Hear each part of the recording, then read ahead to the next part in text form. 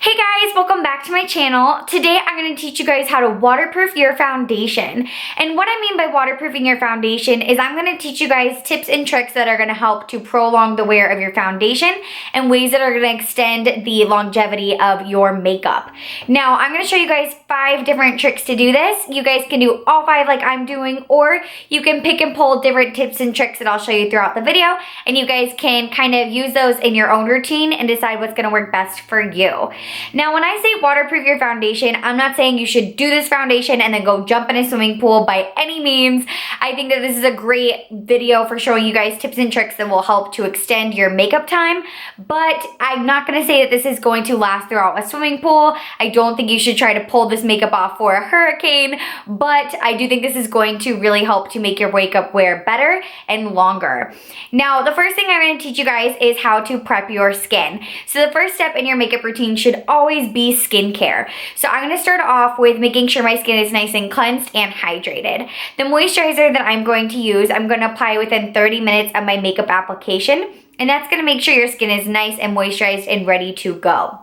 After your skincare routine, you want to make sure you're going in with a primer. Now, one thing that's so important to remember with a primer is it's not necessarily designed to extend the wear of your makeup. It's a very common misconception that people think that primers are going to be like a glue to hold the makeup onto the face.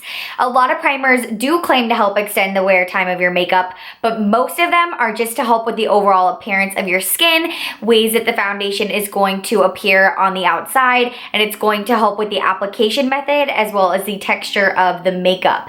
Now, when it comes to things like mattifying primers, if you have really oily skin and you use a mattifying primer, it's going to help the skin not to produce as much oil. Therefore, if your skin isn't producing as much oil, it's not going to break down the foundation as quickly. So it is going to help with the wear time of your makeup, but not because the whole purpose of the product is to extend the wear of your makeup, but because it's a mattifier. I hope that makes sense. Primers can be a little tricky, but generally they're not for extending the wear of your makeup, but if you use them properly and you find one that works best for your skin type or skin texture, it will overall help with the appearance of your makeup and sometimes help with the longevity. Now, the specific primer that I'm using today is by Benefit.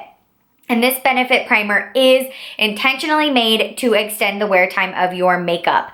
So I'm just gonna apply this all over my skin and work it on in. That way my skin will be nice and prepped to go for the foundation. Now, step 2 is going to be choosing the type of foundation that you apply to your skin. Generally, the longest wearing foundations are going to be a little bit more of a drier formula and generally a little bit more coverage. The thinner formulas of foundation, or even like BB creams and CC creams, they add a lot of moisture to the skin, so they tend to not wear as well. So that may be something that you're compensating for longer wearing makeup, is something with a little more coverage or something with a little bit more of a dry texture to it, which is why it's so important to make sure your skin is moisturized and prepped correctly. So my favorite long wearing foundations are the Kat Von D Tattoo Lock-It, CoverGirl Outlast Stay Fabulous, MAC Pro Longwear, and Smashbox Studio Skin. I find that those 4 foundations wear so well and so long. The foundation that I'm going to be wearing today is the Kat Von D Tattoo Lock-It. This is a really full coverage, super long wearing, and has a demi matte finish. Step 3 is going to be your actual application method. Now, you can either use a foundation brush or you can use a beauty blender sponge. The foundation brush I would recommend is something that's super dense, really compact, something you can really pack and add on top of the skin. This flat top foundation does a great job of building up product, so I'm going to really pack on the foundation using pressing and patting motions. The pressing and patting motions are going to help to add the foundation into the skin. It's going to really apply it to the skin nicely. That way it's nice and intact with your face and the makeup will wear better. A makeup artist tip is even spinning the foundation brush. This is something I was taught by a NARS artist, and what it does is it really spins and pushes that product into the skin to make sure that it wears the best. Again, really important to make sure you're prepping your skin before you do this method because you always want to keep the skin nice and safe. A beauty blender is a great tool for applying your foundation because, again, you can press it into the skin, so those pressing and patting motions are really going to help to build the foundation on top of your face, and it's going to help to build up the coverage, and then it's going to press it into the skin, therefore helping with longevity. The final step in your application is to make sure that you actually spray your beauty blender or whatever sponge you're using on your skin with your makeup setting spray. Going over the skin after your foundation is complete and piling on that setting spray is going to help to set everything exactly how it is now. It's going to set the foundation in place, really press it into the skin, and really intensely apply that setting spray, which is going to help with longevity. Applying the setting spray directly to the foundation, directly to the skin, is going to give it that super stay power. Step number 4 is powdering your makeup. Powdering your makeup is going to be an awesome tool throughout any technique in makeup because using powder on top of liquid or cream is always going to give more longevity. So you can use this anytime you use liquids or creams in makeup in general, but it's my favorite for setting the face. So I'm going to be using a beauty blender and I'm going to build up the powder onto my beauty blender to really press it into the skin. This technique is known as baking, or you can also just use it to set your face depending on how long you use the powder on your skin. So really pressing that powder all over my face, I'm going to build up a little bit of a powder sandwich. So that way we have our primer, then our foundation, and then our powder, and that's going to compact everything onto the skin and give you a really nice long wear. This step is a little bit drying, so if you are more on the dry side, make sure your skin is super hydrated beforehand, and also it's important to remember to use a finely milled powder.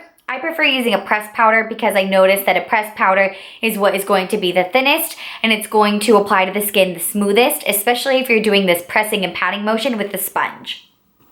Now step 5 is so important. We are going to be setting the face with a setting spray. The setting spray I'm using is the Urban Decay All Nighter Makeup Setting Mist.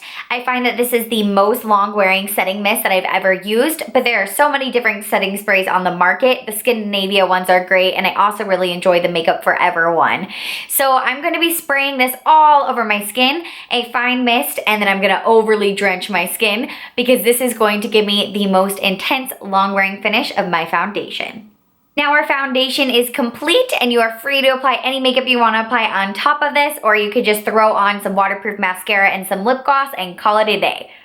So my 5 steps to waterproofing your foundation are: first, prepping the skin with proper skincare and primer. Second, choosing a long wearing foundation. I will list my favorites down below.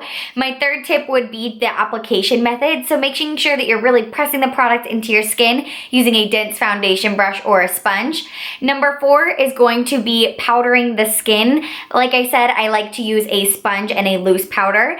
And then step number 5 is going to be finishing everything with a makeup setting spray.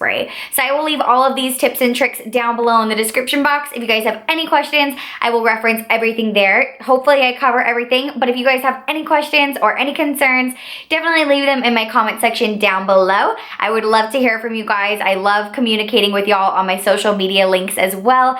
So definitely check me out and please subscribe to my channel if you guys enjoyed. Give this video a thumbs up if this helped you out, and thank you so much for watching. I will see y'all in a later video. Mwah!